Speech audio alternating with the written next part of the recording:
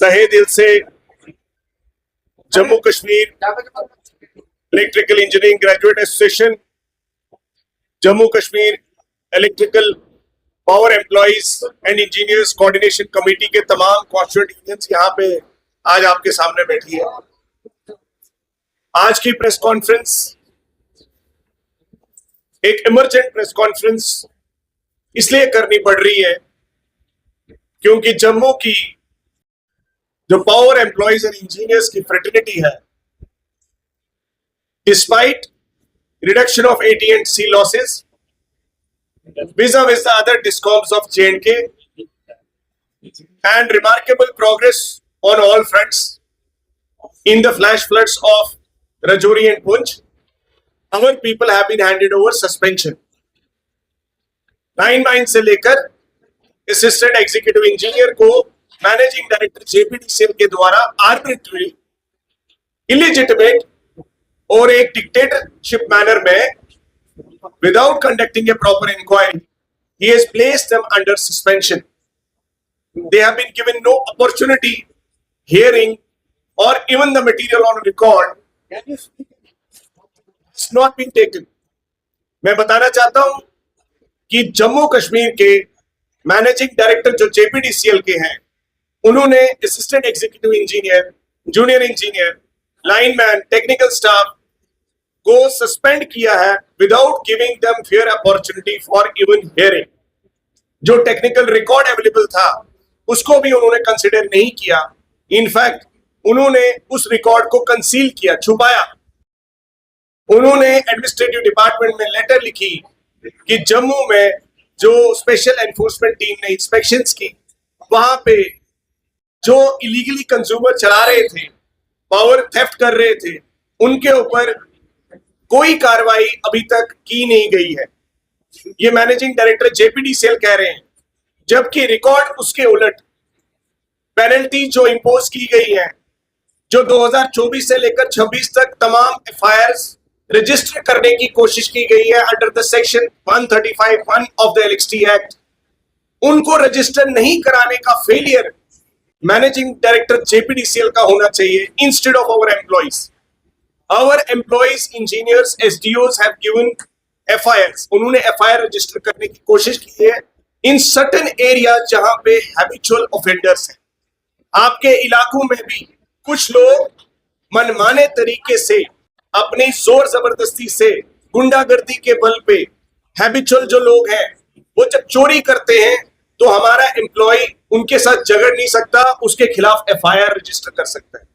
मैं जम्मू की जनता से पूछना चाहता हूं, अगर हमने 2 साल से वो FIR रजिस्टर करने की कोशिश की तो माननीय MD साहब ने उन FIRों पे कोई कार्रवाई क्यों नहीं करवाई?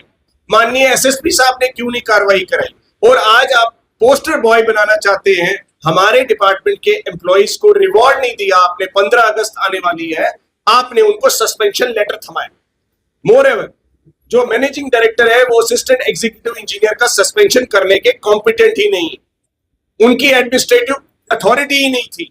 बट जो इंसान ऑलरेडी प्रमोटेड था उसको भी उन्होंने सस्पेंशन में रखा without even considering the technical record available.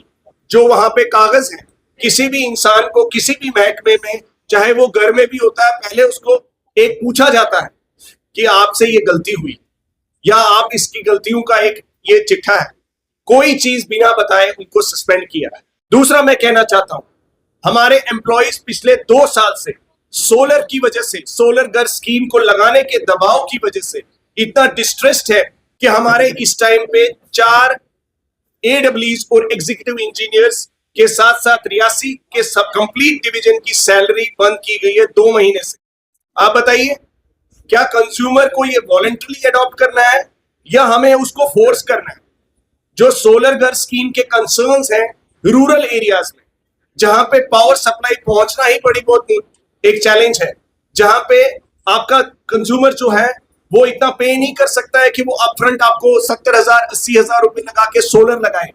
उसकी जगह अभी तक हमने 2 साल से कोई प्रेस कॉन्फ्रेंस नहीं की, हम अंदर ही अंदर काम करते रहे, लेकिन अब पानी सर से ऊपर जा चुका है। हर एक आदमी ये कहता है कि हमें ऊपर से आदेश, अगर सेंट्रल होम मिनिस्ट्री से भी आदेश है तो हम ये कहना चाहते हैं कि सोलर घर स्कीम जो है वॉलंटरी स्कीम, और हमारे एम्प्लॉइज की सैलरी फौरी तौर पे रिलीज की जाए, जो 2 महीने से जिनके परिवार, जिनके बच्चे बिना सैलरी के बैठे हैं, इसलिए कि सरकार का सोलर नहीं लग रहा है। कंज्यूमर की जेब में आप पूरी सब्सिडी डाल रहे हैं, अभी तक आपने सब्सिडीज पे नहीं की है, और माननीय एमडी साहब हमारे लोगों की सैलरी बंद करके बैठे हैं, और उनका मानना है कि ये तो बहुत छोटा सा इशू है, बाद में देखेंगे। जब हमारे लोग रजौरी में फ्लड से जूझ रहे हैं, वहां के एडब्ल्यू की सैलरी भी बंद है पिछले 2 महीने से। पुंछ में हमारे एडब्ल्यू की सैलरी बंद है, हमारे डेली वेजेस की वेजेस बंद है रियासी में। कौन जिम्मेवार है इस चीज के लिए?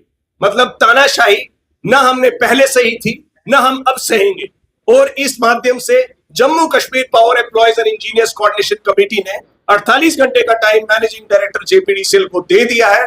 कल लिखित में हमने उनको ये सबमिट कर दिया है। अगर ये सस्पेंशन विड्रॉ नहीं होती है इमीडिएटली, और ये सोलर घर स्कीम के वजह से जिनकी सैलरी बंद है वो रुक छोड़ी नहीं जाती है, और उसके साथ साथ जो चोरी कर रहे हैं हैबिचुअल ऑफेंडर्स हैं, उनके खिलाफ एसएसपी साहब को जो एफआईआर्स रजिस्टर करने के इतने सारे 2000 एफआईआर्स पेंडिंग है, वो अगर रजिस्टर नहीं होंगे तो 48 आवर्स के बाद will be completely sitting on protest starting from 13th of this month August, क्योंकि इस टाइम पे और कोई रास्ता नहीं बचता, because yesterday's discussions with the managing director failed to give any result.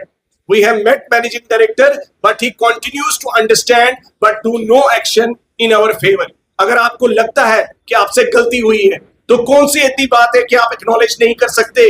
जनाब, ultimately IAS officer is also human being, he is subject to error. इसमें कौन सा इतना कंपल्शन है कि आपने पूरे मुलाजमों की फैक्चुअल स्टेटमेंट्स, जो फैक्चुअल रिकॉर्ड है, उसके बावजूद आप अपनी बात पे अड़े हैं? क्यों स्टिग्मा? क्यों हमारे और कहीं ऐसा नहीं हो रहा है? सिर्फ जम्मू क्षेत्र में ऐसी चीजें हो रही हैं, और जम्मू क्षेत्र के लिए सारे मापदंड अलग हो जाते हैं। मैं ये कहना चाहता हूं, अब और ज्यादा हम बर्दाश्त नहीं कर सकते। 15 अगस्त भी आने वाला है, और 13 अगस्त को 48 घंटे कंप्लीट हो जाएंगे। हम सिट इन पे बैठेंगे, हम वही एमडी साहब के आगे धरने पे बैठेंगे, हम पूरी रात दिन वहीं बैठेंगे, लेकिन जब तक ये विड्रॉ नहीं होगा सस्पेंशन, तब तक हम पीछे नहीं हटेंगे, और एफआईआर भी रजिस्टर करवा के रहेंगे जो ये हैबिचुअल ऑफेंडर्स। Thank you.